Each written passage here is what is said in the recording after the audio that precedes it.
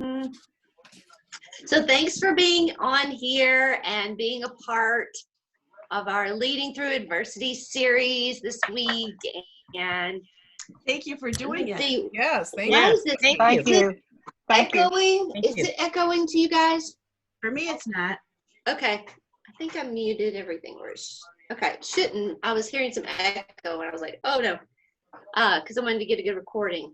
Oh, you're welcome. I've been glad to do it. And it's been fun connecting with you guys and talking and just having like-minded individuals to discuss this information with in such a timely topic, right? So let's jump into the last session. So in this last session, we're going to be talking a little bit about John's statement that leaders need to be a visible presence during times of crisis. And he talks about a leader needs to show up early and be aware of the situation and communicate from a position of awareness, and that we need to show up with clarity as a leader, know the direction in which you want to move, and then show up with hope and having the faith that you and your team can make things better through this process. So let's jump into our questions. So do you think leaders need to be a visible presence during times of crisis? And if so, why? I think more so than normal. Yes, absolutely. Because the more you're out there and visible, and especially if you're being a positive leader, you know, that's going to keep everybody from going into doldrums. Well, and I think that it kind of balances out sort of a more regular times. There's a certain level of other distractions and things in normal life going on. And then there's the leader.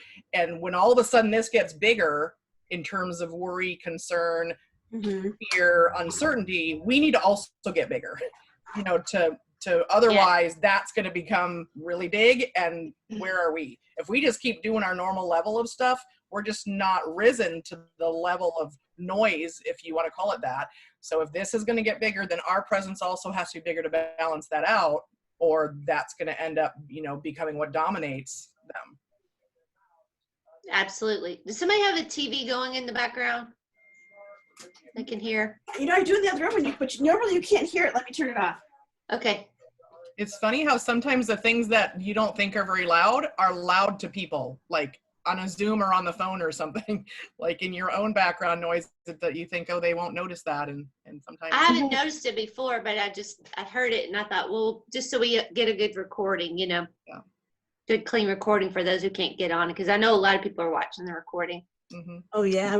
I'm sorry about that. Like I say, I don't usually. That's okay. I hadn't noticed it before. And then I was like, there's a TV somewhere. Hey, that's not usually on, but you know, anyway.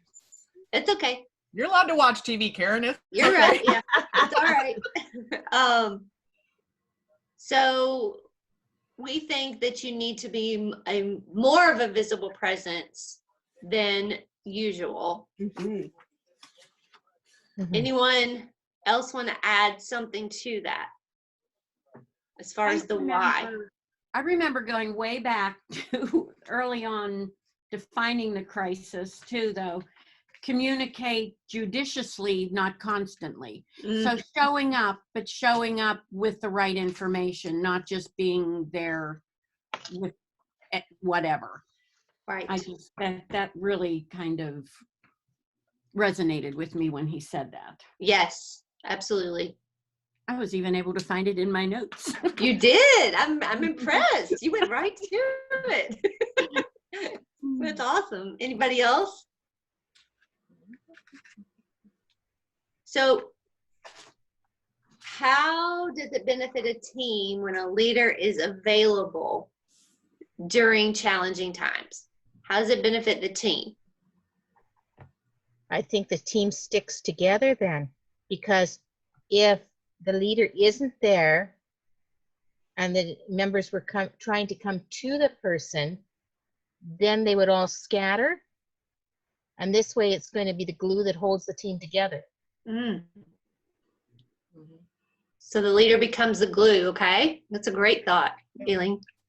I think the leader just is there, can be just there to provide support and a sounding board for them to vent or express their feelings or whatever is happening with them that causes them concern or,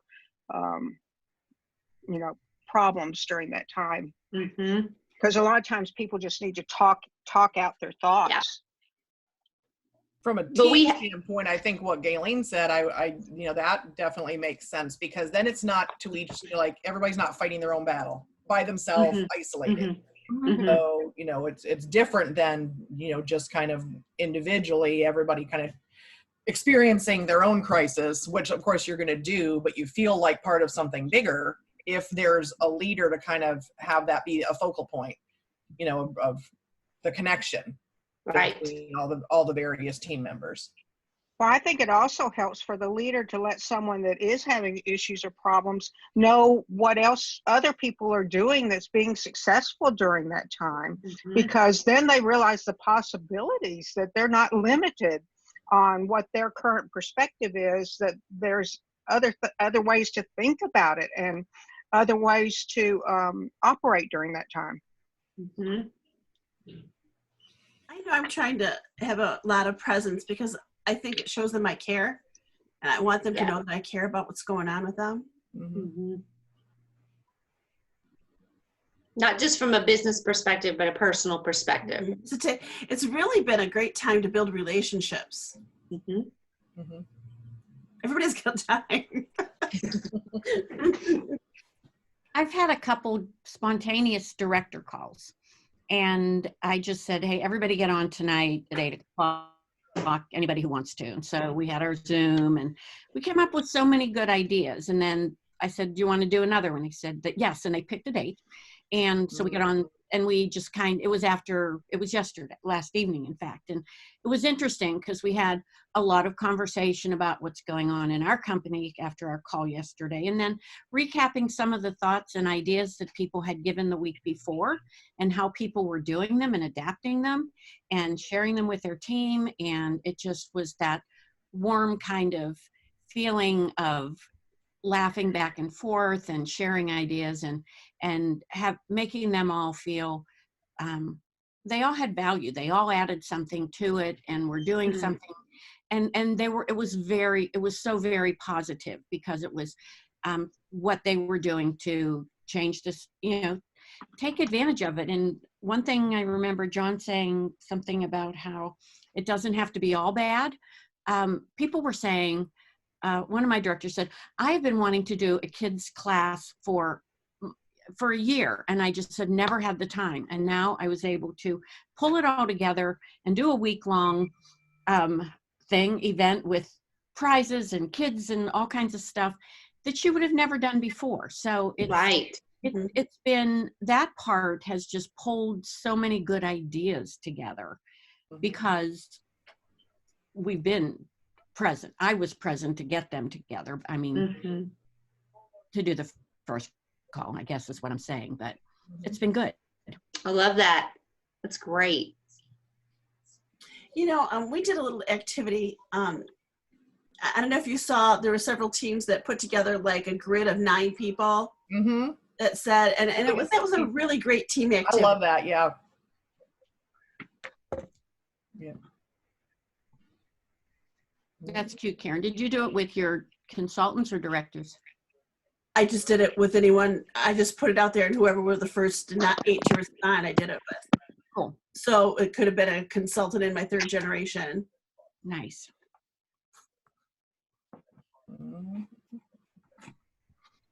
That's the kind of thing I see, and I think some people are so creative. I'm not creative at all. I mean, I know a good idea when I see it, and I'll totally run with it. But I'm like, where do people come up with these things? I mean, I love it. I think it's awesome. But like, I never have a new idea in my life, hardly. When I do, it's like this huge big deal to me, at least. Well, that was actually an idea that I love it. I thought Well, that then I say, let's do it. And then I'm like, oh crap, I got to figure out how to do this grid where all the pictures are the same size. And it's like, I had to figure out, okay, what are you using? Learning experience. That learning curve. Mhm. Again, a crisis makes us do things that we normally would not do, right? When we're in the middle of it. Yeah. We talked about that in a previous session. Mhm. So what do you think it means for a leader to show up early in times of crisis? Being proactive instead of reactive. Mm, Yep. I think that we're willing to take the heat, that we're willing to hear what they have to say, even though we might not be ready to talk about it ourselves. We're there, you know. And maybe not feeling like we have to have all the answers before we show up. Mhm. You know, sometimes just going and saying, wow, this is hard, but we're going to get through it together, more to follow. But not Right. feeling like, you know, well, I need to know this, this, and this, and have all whatever. And in the meantime, there's been a void of leadership because there was just silence. And so better to be communicating, even if it's not, you know, with anything brilliant, but Well, and Yeah, what are you going to present try? to What you know, what's on your mind? What you know, what solutions do right. you have? And Yeah, what are you experiencing? so often they have better ideas than I do. Yeah, Right. definitely that too. Yeah.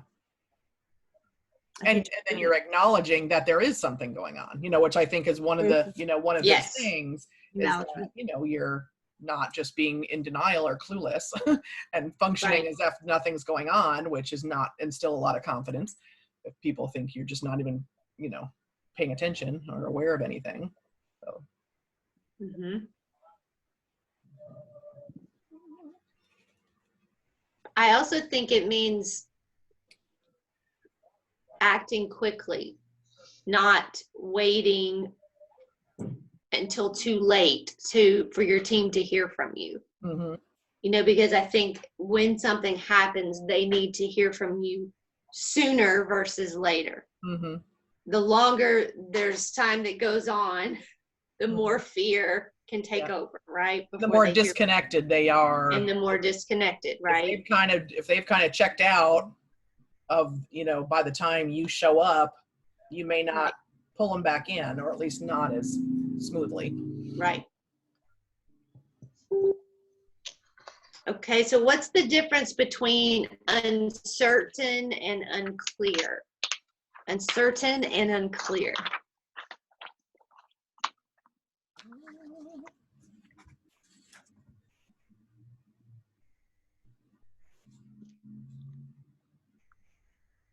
I think unclear is giving wrong information. To me, if you're not communicating what is truth to your team, that Okay. you know that is truth, then that's being unclear.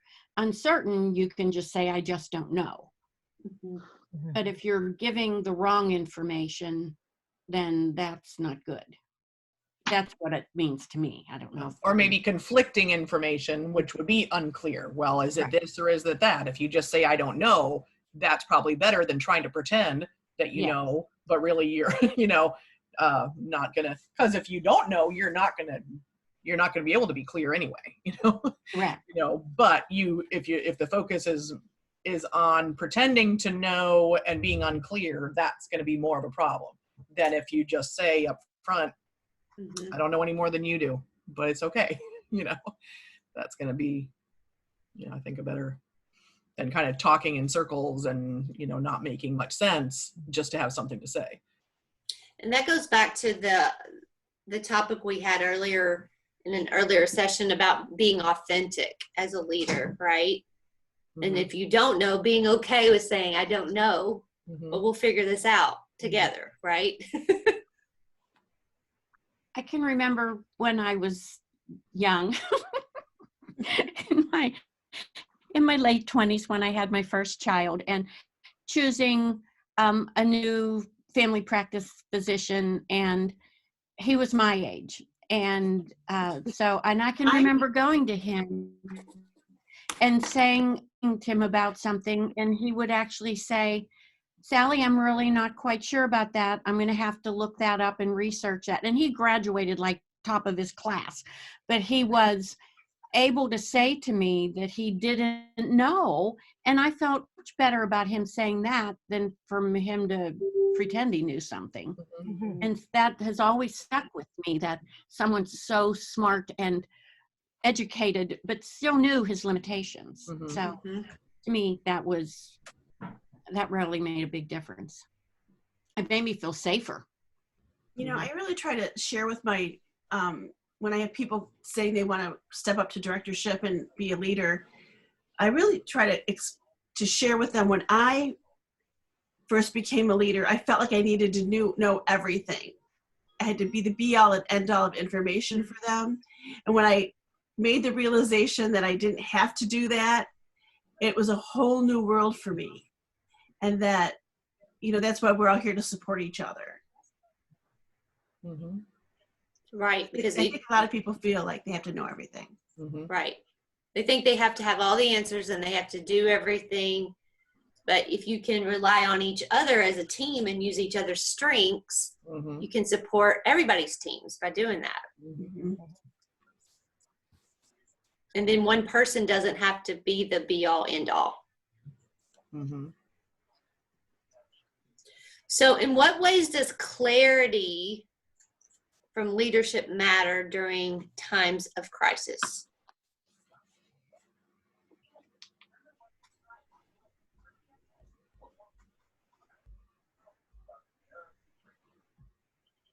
I think it shows confidence. And to me, it seems like kind of focus, like leading to a clarity of kind of a purpose, because there can be so much noise and so much happening that sometimes people need something sort of external to bring him back to, okay, but this is what we're doing. This is what we're focusing on, paying attention to, you know, and kind of get some of the, I guess noise is the only thing I can think of, or fuzziness, you know, that's in the distractions and the worry and all the different things coming at you at the same time, and being able to take that and kind of boiling it down to something that's smaller bites, maybe smaller steps to work with, something to focus on, to keep us from trying to be even just mentally going in 100 different directions at once. So if we can, as a leader, help to bring some of that clarity to our teams and give them something to latch onto that feels manageable, that it would, you know, give them, yeah, I would feel like some level of confidence and comfort with what's happening, at least in that area. Being, maybe this is something I can control. You know, we talked about the things you can control, the things you can't. Well, if we can give some clarity in areas that people can control or influence or do something about, maybe not completely control it, but they can make some positive movement, you know, that sort of thing, then you're not just feeling like everything's complete chaos. I think the clarity could help with action steps, actionable things that they could put into place that would move them forward and not stall them in the crisis situation and that mentality.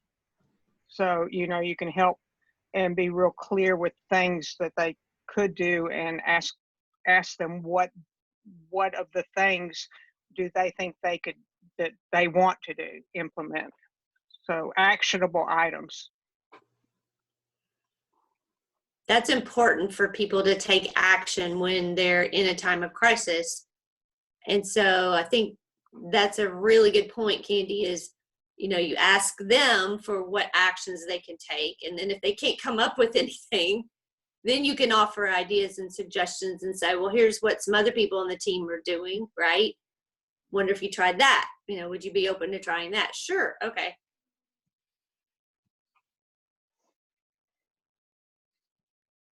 Anybody else want to share about ways that clarity from leadership matters during a time of crisis?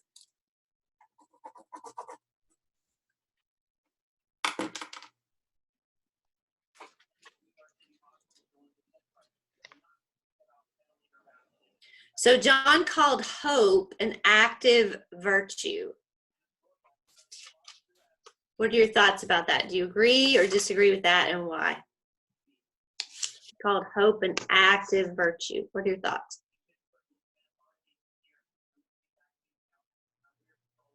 I think it's an act of virtue because I think it gives us and the group something to look forward to, and it keeps us pressing forward as that Mm. group. So we're unified to go forward to that goal. I love that, how you make that connection between hope and movement forward.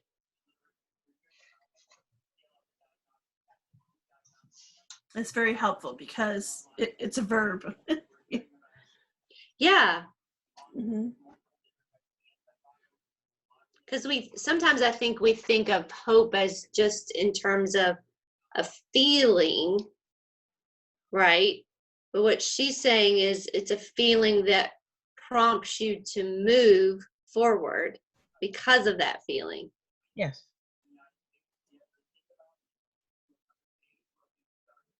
Which is a really, really interesting point.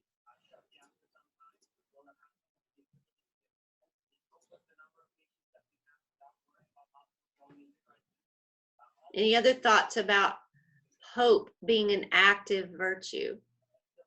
And if so, why do you think that way?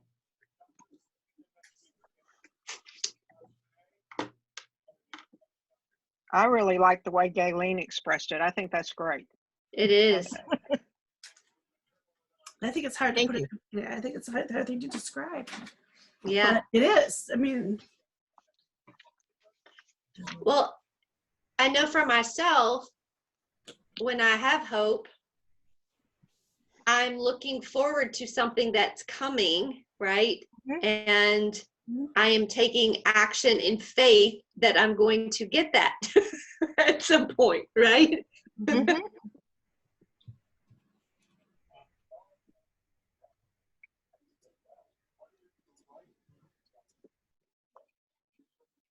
Okay, so what are the benefits to a leader delegating responsibility during a time of crisis?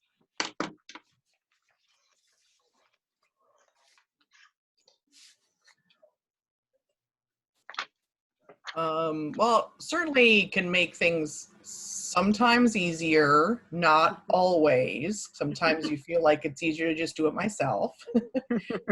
But I would say one of the benefits long term is your team coming out of the crisis stronger Mm-hmm. because of other members of the team having maybe stepped up in ways they wouldn't have otherwise. Such a good point.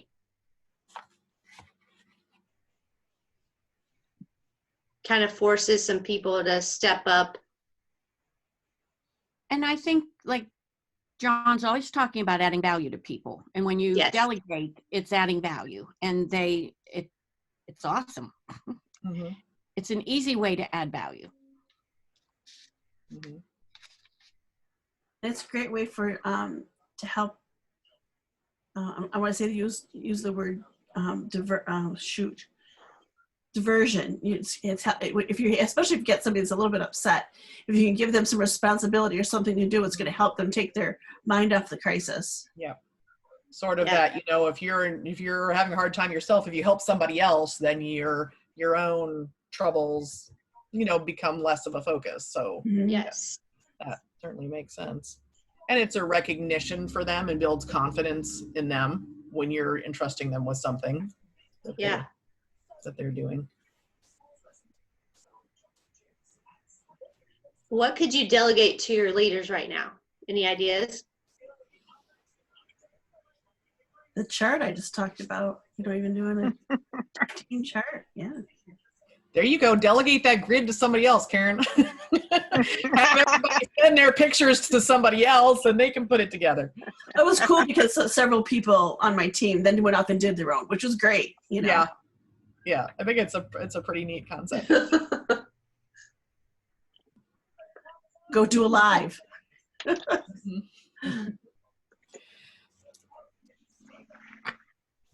Anything else you can think of you could delegate? We've had some training stuff. One of the things I kind of put out just came an original idea at least for me, that kind of came to me last week was just kind of narrowing this down, and maybe it was a clarity thing, trying to focus on all the different elements. And so what came into my head were the words learn and connect. So I did a live with my team talking about how, this is what I encourage them to do during this time, is everything kind of boils down to learning and connecting. Learning maybe new ways of doing things, taking advantage of all the different trainings. We kind of talked about, reading books and listening to podcasts and something specifically about your business, whatever. And then connecting and doing that frequently and maybe in new ways. And whether it's, parties or what you're doing with social media or phone calls or, but connecting in the ways that we can now, which is different. So anyway, we did that, and we've been on the learning side of it, doing some trainings. We had a sort of a guest speaker last night that did a training on Instagram. So we did that, and that was for my whole organization. And so we got on there and she did it, and that was great. But a couple things came up in that conversation about different technology that two other team members on the team are using. So they both like, oh, well, Angela is using Linktree. What is that? Tell us about that. How does that work? And then Wendy is using something else. And so she did that. But we also were talking about, this was really nice. We should do more of this, like sort of spot training kind of things. So definitely delegating that to the people who are, using this tool or getting this result from their show or from their, whatever it is, or even like, how are you staying organized with your whatever, you know what I mean? But bringing in, kind of delegating those where people are strong or knowledgeable about something, and having them kind of take up that role, because it sort of happened organically last night, but definitely is something we can make a point of doing as well, whether it's a Zoom or a post in our group or whatever form it might take. But there's just a lot of stuff like that they can jump into, and many are willing to, but they won't come forward and offer it. But if we delegate it, if it's initiated by us to kind of go out and say, hey, I noticed you're doing this, would you share that with the team? They're happy to do it. And it's a great thing. And then it goes back to us also not needing to know everything. I mean, I want to get more use out of Instagram, but I don't know that much about it. So I was thrilled to hear from somebody else. And Linktree, I never even heard of. And I'm like, holy cow, that's amazing. We got off that Zoom and I set it up last night because it's a really cool thing, but I never even heard of it. So, there's so much out there that we don't need to be the one to, be leading the discussion. We can facilitate it and pull somebody else in to delegate that too, and give them the platform. Yes. So we do something on our overall org page that's kind of like that. But it's not so much a training, it can be a training, but a post or something. And Candy's one of my first gen directors. So she's been with me the longest out of everyone on my team. So she's really special to me. I always say I'm old.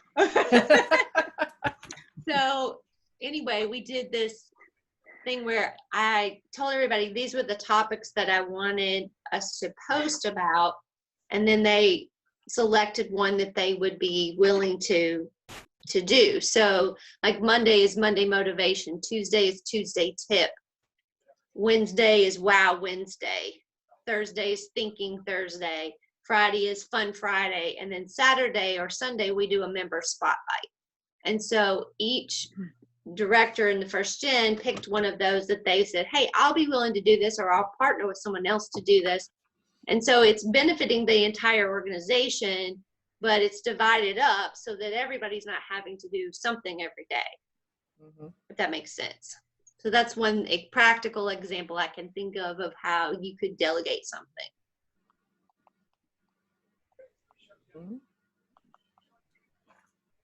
All right, so how does it benefit a leader to keep your thinking and your decisions aligned with your values?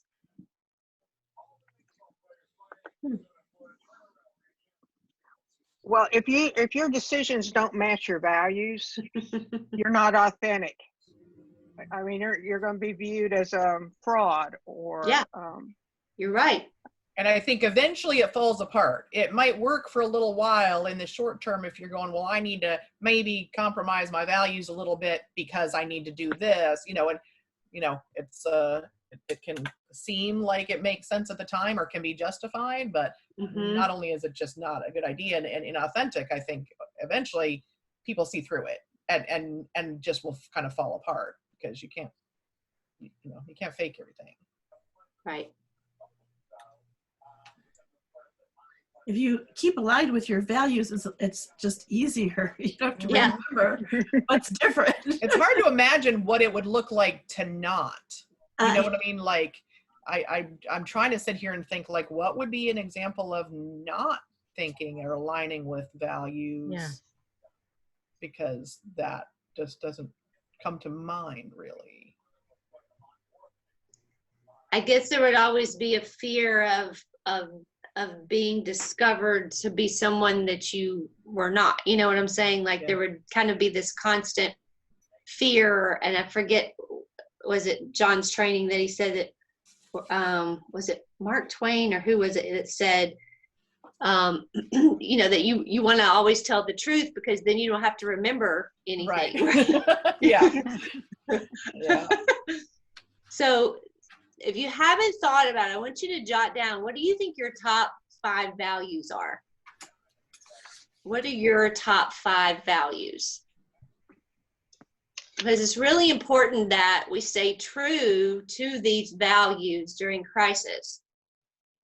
And I would just encourage you to put them up somewhere on your desk or around you where you can see those. So when you're making decisions that are important decisions, it might not even be during a crisis, but just a daily decision.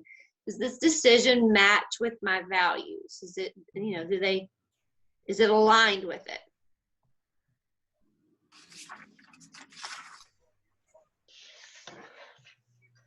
Stephanie, can you tell me about the values card? I've done exercises about that. I don't have that, Sally. It's actually something that I would have to order, and I knew I could get it in time and get it to everybody, so I just didn't. But it's something from Maxwell's store that we can get. Okay. And then is it self-explanatory? So can I order it?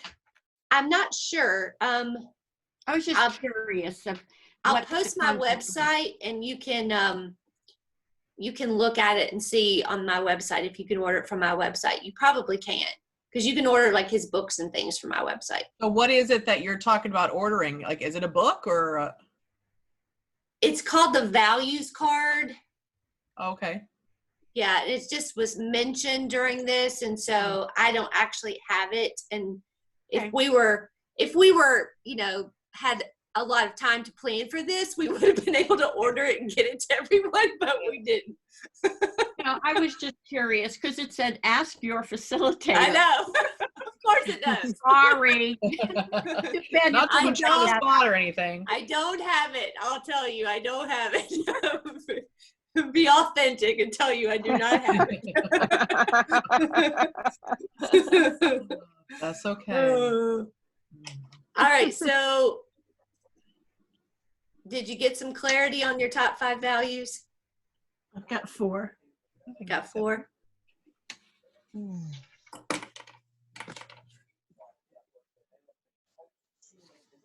Anybody want to share what you wrote down?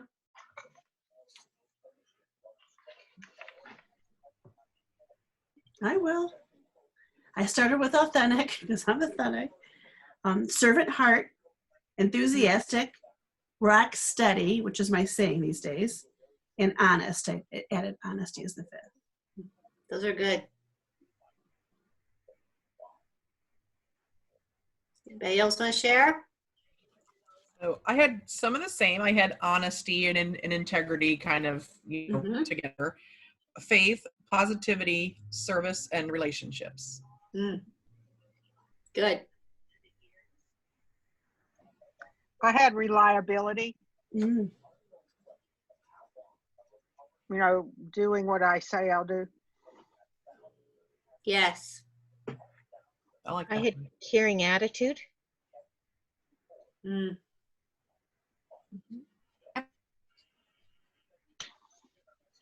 have a long one. It's because I have many diverse friends and consultants, and I have respectful of others regardless of their beliefs. Mm. Mhm. Yeah.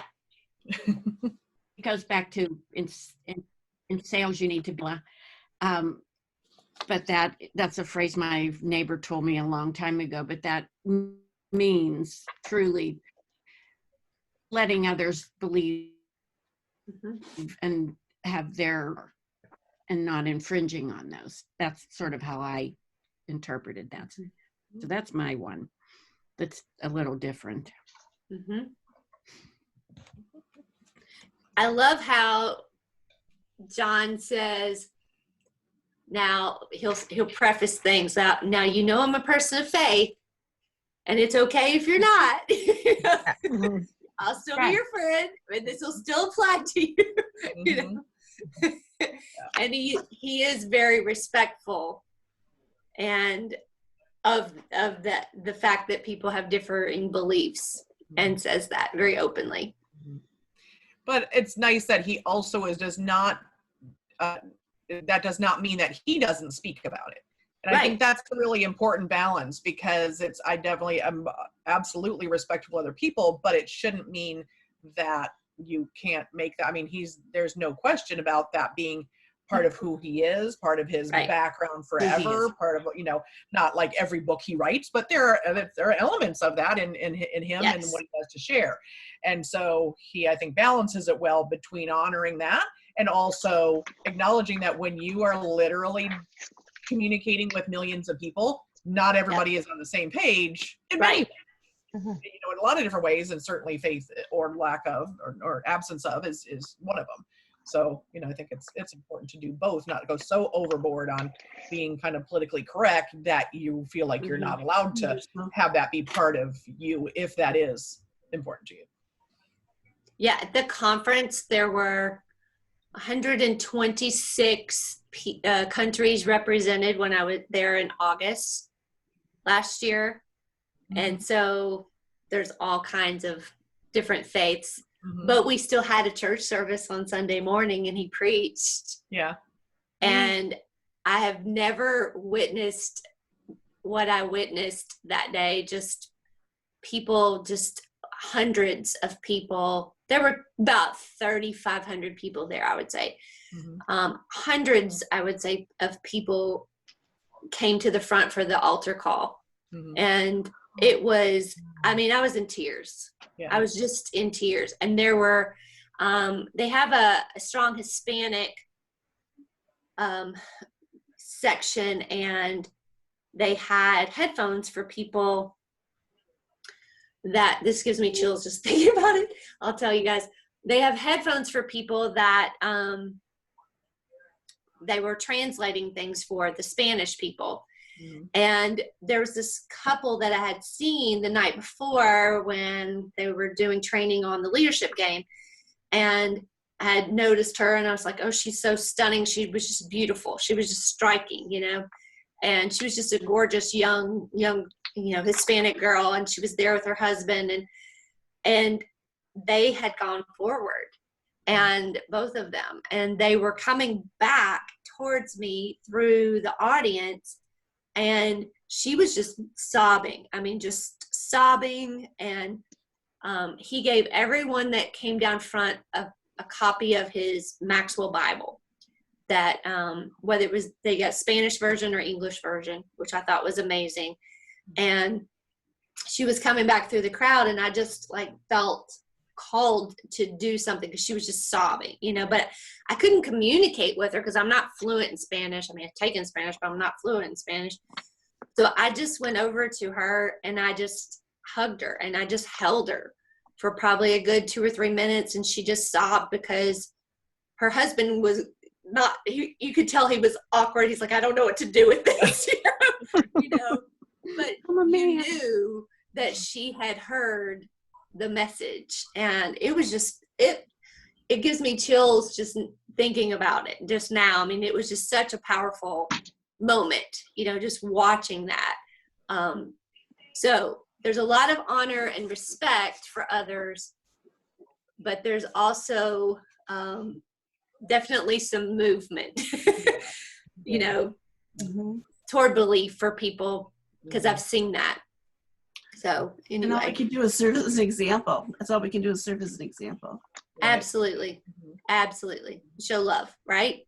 I'm Yeah. like, what can I do? I can't talk to this woman, but I can show her love, and a hug is a universal thing, right? I can do that. Yeah. So And probably more, even if you had been able to speak Spanish, probably a hug would have been the thing anyway. You know, I mean, really in Right. that moment, right. it probably made more sense than what was helpful to her than a conversation. Yep. So, yep. So as we wrap up this session, what key lesson did you learn about leading in crisis from this session? This session. Oh, this one. Mm-hmm. Or overall, it doesn't matter. I never really thought about being visible, but defining that, I think it was really important today. Okay. I think that whether you have the answer or not, that you need to show up. Yes. Be Yes. there. Well, and not wait. Do it quickly. Mm-hmm. Mm-hmm. I think that phrase, and it's on the workbooks, you know, leaders should do those 3 things: show up early with clarity and with hope, kind of encompasses a lot of the other stuff that we talked about. You know, I mean, that kind of wraps it up nice Yeah. and neat, because though that's sort of what it boils down to. And then, you know, each of those can be kind of expanded on in the, you know, each of those areas, but it, you know, it covers a lot of stuff that Puts a bow on it. exactly Right. ties it up with a nice bow. So what are 3 practical things you could do to stay in constant communication with your team in a crisis? 3 practical things you could do. Because this is not going to be over anytime soon. No. I'm actually trying to plan different ways. You know, like I probably will do a phone bite, you know, maybe next week. I sent out, you know, a message to everybody yesterday, you know, and then I do a Monday. You know, I'm just trying to think of every couple of days a way to reach them. We're touching base with our team mid-month as far as getting the whole group together to just talk about what's going on, what's working for them. You know, and it's going to be like an open discussion, basically, maybe with a small bite of training, but just to pull everyone together mid-month and not let us go much, you know, a whole 30 days before we pull everyone together. Mhm. I want to think of various ways, and Karen kind of said this, like different ways of doing it. You know, sort of the most obvious one is we've got a team Facebook group. Right. You know, even on there, you can do other people besides me, and you can do a live or a video or a link to something, you know, so incorporating that, but also things like, you know, like maybe some text, maybe some messages, some emails, some phone calls, you know, and as well as gathering people, like Candy said, you know, which we're like, we do a director Zoom twice a month anyway, that we were already doing. So we'll do that. We've got our virtual meeting.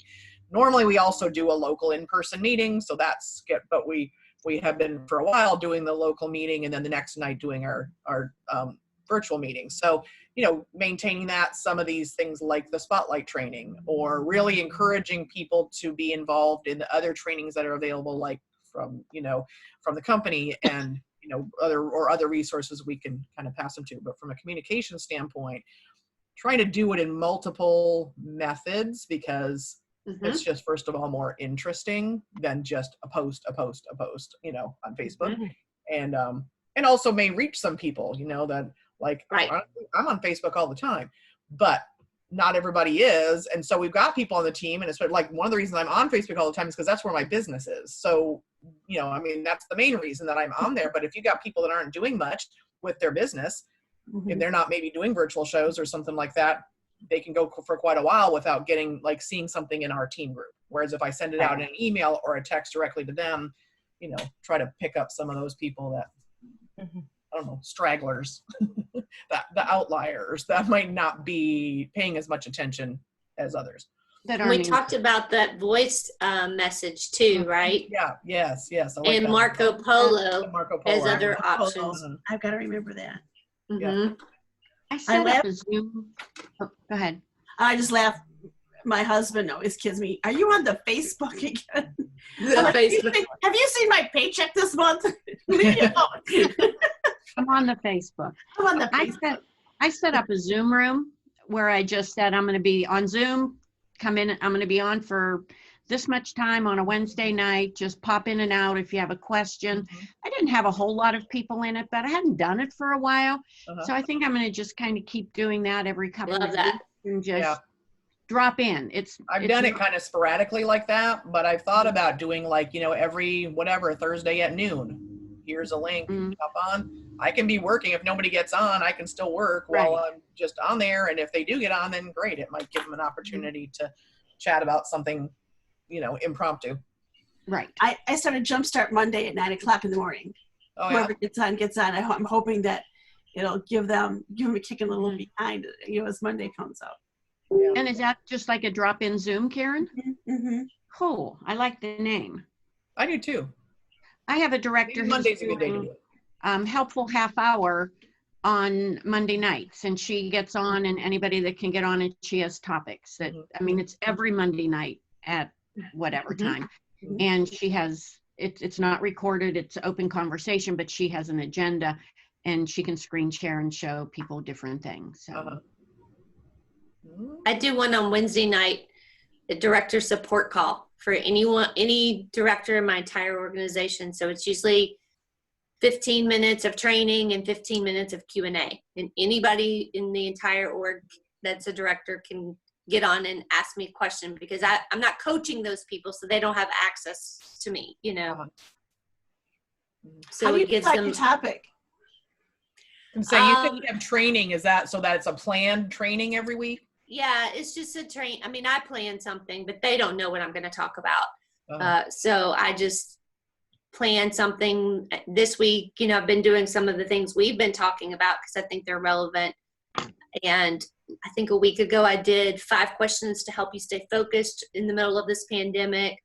And so just whatever I feel like I want to talk about, it'll be, 15, 20 minutes of training, 10 minutes of Q&A. Candy's on there. I mean, Candy's been a consultant for long time, but she still sees the value of being on there. But part of the reason I set it up was so that my first gen directors get access to me all the time, but my second and third gen directors, their directors coach them, right? And so they don't get that coaching from me. They get director meetings and all that, but they don't get the one-on-one coaching. So it gives them an opportunity to ask me questions Mhm. and spend time with me Mhm. and just build relationships. So I think it's been good. I mean, we've had some positive responses from it. There's never like a ton of people on there, but that's okay, mhm. because who needs to be on there is on there. And Right. I do record it and post it, but I only leave it up for a week and then I delete it and from my cloud. So Interesting. Yeah, I like that Mhm. up for a half hour. Up Mhm. for a week, because Yeah. if they haven't listened to it in a couple of days. yep, it's gone. Okay. It's a good idea. So we talked a little bit with somebody. Sally, were you going to say something? No, I said, this is good. I got a nice list. Okay, good. We already talked a little bit about some of the things that we could delegate in a time of crisis. So that was one of the questions I wanted us to follow up on and kind of wrap up things with. But the last question I had is, who are going to be your thinking partners to make sure you are deliberate in your thinking when you're in the middle of a crisis? Who are going to be your thinking partners? I mean, you guys have been thinking partners for each other this week, right? But moving forward, who are going to be your thinking partners? Who are people that you can talk with, brainstorm, so that you're deliberate in your thinking and you have support around you? Gosh, I kind of feel like I have that with the exec team. I have 3 came top of my mind. Good, good, good. I do have a mastermind group too. Awesome. Those are all excellent things to be involved in because you want to make sure that you have people that love you enough to say, hey, what are you doing? But are supportive enough to say, yay, go, and cheer you on, right? Oh, if you have spinach in your teeth, if you need it. Absolutely.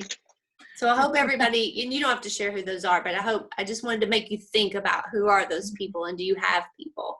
And if you don't, then you need to think about who can they be and reach out to them and see if they would be willing to be your thinking partner. Tell them why. So we're wrapping up our series. So tell me something that you learned from this overall. Any thoughts? What you got out of all these hours you put into this week? Because you spend a lot of time watching videos and being on Zoom calls. It's helped to give me structure. I feel more structured and more on purpose. Awesome. I would agree. I think I have more of a plan or I know where to start with a better plan of communicating and holding my team together and some structure. Great. Yeah. I wouldn't say I have the plan yet. I've got the pieces of the plan, like so Candy said, that, Well, and a Yeah. lot of ideas, Yeah, to put together, to make a plan. Thank you so much. Oh, Yes, you're thank you, welcome. Stephanie. I really appreciate you facilitating this and sharing your own insights and ideas, thoughts on things. Sure. I Thank you very enjoyed much. it. I just wanted to be able to bring this information to you guys that I had access to and share it with anybody who wanted to take advantage of it. And I'll post in the messenger group that I started just a picture that has like different services and things like that I can offer as a John Maxwell consultant. And if this is something you've enjoyed and you want to do a mastermind group with a different book of John's in the future with you or your team, let me know. I'm doing one right now with 15 Invaluable Laws of Growth, which is an excellent book. I just finished that not too long ago. It was wonderful. Yeah. That one's an amazing one that I've led. Also, I've led Leadership Gold, and I actually did that with my leadership team. And then I have led Everyone Communicates, Few Connect, which is an excellent book that he wrote. And I don't care what you're selling, it's just a good book about building relationships. Everyone Communicates, Few Connect. It's a really good book. I've And heard of it before. Neither have I. And then, of course, the classic Developing the Leader Within You. Those are probably the 4 that most people jump on for masterminds. So if you're interested in any of those for yourself to keep growing or for your team, you can message me privately and let me know.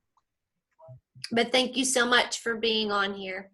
I really do appreciate all your time and your participation and all your vulnerability and transparency. So thanks so much. Thank you. Thank you. Thank you. Very Thank much. you. Bye, guys. It was nice to meet everybody. Nice to meet you too. Same here.